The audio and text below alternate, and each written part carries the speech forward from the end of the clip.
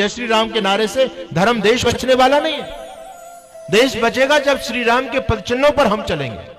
हमने भगवान राम से क्या सीखा है, भगवान कृष्ण से क्या सीखा है? क्या भगवान राम और कृष्ण पाखंडी थे? लेकिन इन पाखंडी लोगों ने उनको ढाल बना करके उनके नाम से दुकानें चलाना शुरू कर दिया। पंडित देव प्रकाश ने पुस्तक लिखी मंदिरों की लूट, पढ़िए उस पुस्तक को। इस पाखंड ने कितना देश का सत्यानाश कर दिया। लेकिन आज हमारी पाखंड की तरफ रुचि है, वेद के रास्ते पर हम नहीं चलना चाहते। ये नए नए गुरु घंटाल समाज में पैदा होते हैं, लोगों को चमत्कार दिखाते हैं, ड्रामा करते हैं। कोई मन की बात लेकर के आ जाता है, कोई कुछ बात लेकर के आता है। हजारों हजारों की भीड़ वहां पर समा नहीं रही, पंडाल के अंदर लाखों लाखों की भीड़ है। अरे इस भीड़ से क्या होगा आप सोचिए। इसलिए अब भी बचना चाहते हो, विधर्मी लोगों का तो पूरा टारगेट है आपको समाप्त करने का। तो याद रखिए, बहुत बड़ा षड्यंत्र चल रहा है। आपके शास्त्रों में छेड़छाड़ी की गई, जिसके चलते आपकी आने वाली पीढ़ी को समाप्त किया जाए। पाखंड से बचिए, वैदिक रास्ते पर आइए। हमने देखा है, मोमबत्ती जलाएंगे केक के ऊपर रख करके, फूंक मार के उसको बुझा देंगे। मैंने कहा भले आदमी, जब ये बुझानी थी तो जलाई क्यों? किसी के पास कोई जवाब नहीं। कितनी बेवकूफियों की संस्कृति की तरफ हम बढ़ रहे हैं। हमारे यहां दीपक कब बुझाया जाता था? जब घर में किसी की मौत हो जाया करती थी। हमारी संस्कृति दीपक जलाने की है, दीपक बुझाने की नहीं। हम तो गाते हैं ज्योति से ज्योति जलाते चलो। और हमारे यहां बुझाना शब्द तो निंदित माना जाता है। आज भी गांव में लोग क्या कहते हैं, भैया दीपक बढ़ा दो, है ना? बढ़ाना बोलते हैं, बुझाना नहीं बोलते। लेकिन जन्मदिन जैसा पावन अवसर है, हम उस दिन भी दीपक बुझाने में लगे हुए हैं। आश्चर्य की बात है। और क्या बस परंपरा उनकी चल रही है, हम लोगों ने उनकी परंपरा को मान लिया। यदि हम इसी प्रकार से बहते रहे तो अपनी संस्कृति को नहीं बचा पाएंगे।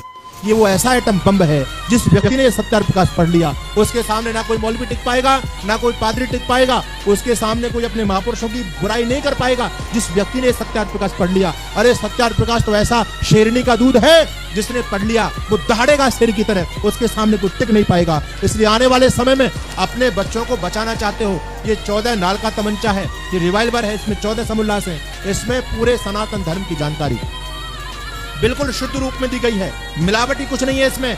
मिलावट सनातन को तो आप लोग रोज सुन रहे हो, कथाकारों के द्वारा भागवत कथा के अंदर सुनते हो।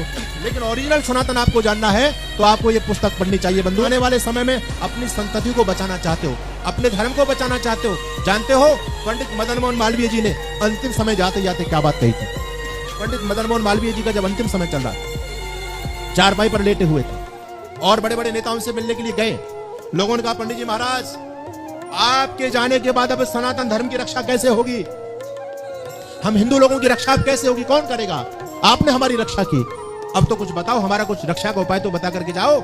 पंडित मदन मोहन मालवीय जी ने अपनी तकिया के नीचे से सत्यार्थ प्रकाश निकाला था और उन्होंने कहा था, जब तक धरती पर सत्यार्थ प्रकाश है हिंदू हो, तब तक तुम्हारे धर्म पर कोई आंच आने वाली।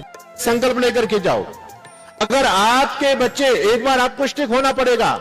अगर आपकी बेटी, आपका बेटा फटा कपड़ा घर में ले आए तो एक बार उस कपड़े में जरूर आग लगा देना। क्या पहले तो कहो कि तू वापस करके आए इसको, और वो नहीं मानता तो आग लगा दे, दोबारा उसकी लाने की हिम्मत नहीं होगी।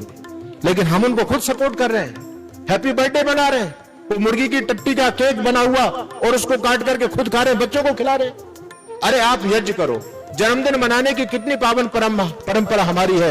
आर्य समाज में आइए, यज्ञ कीजिए, आर्य समाज में दान दीजिए, बढ़िया भोजन कराओ, किसी वृद्धाश्रम में चले जाओ, किसी गुरुकुल में जाकर के दान करो, कितना पुण्य आपको प्राप्त होगा। लेकिन ये सारी परंपराएं बंद हो चुकी हैं। हम पाश्चात्य संस्कृति की तरफ बढ़ रहे हैं और फिर कहते हैं हमारी संस्कृति समाप्त हो रही है। अरे हमारी संस्कृति को समाप्त करने वाले हम स्वयं लोग हैं। आज नंगापन समाज में बढ़ रहा है। ध्यान से बच्चों मेरी बात को सुनना, और बेटियों के माँ बाप भी यहां पर बैठे हुए हैं। मैं आपसे भी कहना चाहता हूं, आज ये बड़प्पन की पहचान बन गई, नंगे रहना, कम कपड़े पहनना, फटे कपड़े पहनना। ऐसी बेवकूफी हमारे दिमाग में छाई हुई है। आज में मुसलमान लड़कियों को आप देखो, वो सारी लड़की हिजाब के अंदर और बुर्के के अंदर बंद रहती हैं। अभी कुछ समय पहले विवाद चला था हिजाब पर, कर्नाटक विश्वविद्यालय के अंदर, वहां मुसलमान लड़कियों ने बैठ करके धरना दिया। कुलपति और प्रशासन ने कहा यहां बुर्के पहन करके, हिजाब पहन करके नहीं जाओगी। तो वो कहती नहीं, हम तो बुर्के में आएंगे, हम तो हिजाब में आएंगे, पूरे बदन को ढक करके आएंगे। और उसके खिलाफ वो धरने पर बैठ गई। और हमारी बेटियां, अगर इनको फटी जींस से रोक दिया जाए तो ये धरने पर बैठ जाती, नहीं हम तो फटी जींस पहनेंगे। उत्तराखंड के मुख्यमंत्री ने कुछ समय पहले बयान दिया था, आप लोगों ने देखा उसको कुर्सी चलेगी बेचारे की। और हमारे देश की बेटियां कह रही तुमको क्या, तुम हमारी फ्रीडम में बाधा बन रहे हो, ये तो हमारी आजादी है, हम आराम से जिएंगे। और फिर उनको शर्म नहीं आई। ऐसी ऐसी लड़की, मैं उनको क्या बोलूं, अपनी वाणी को कैसे खराब करूं। उन लोगों ने नग्न होकर के मुख्यमंत्री के खिलाफ प्रदर्शन किया, बोले हम तो ऐसे रहेंगे, तुम कौन होते हो रोकने वाले। कितनी गंदगी हमारे दिमाग में घुसी हुई है।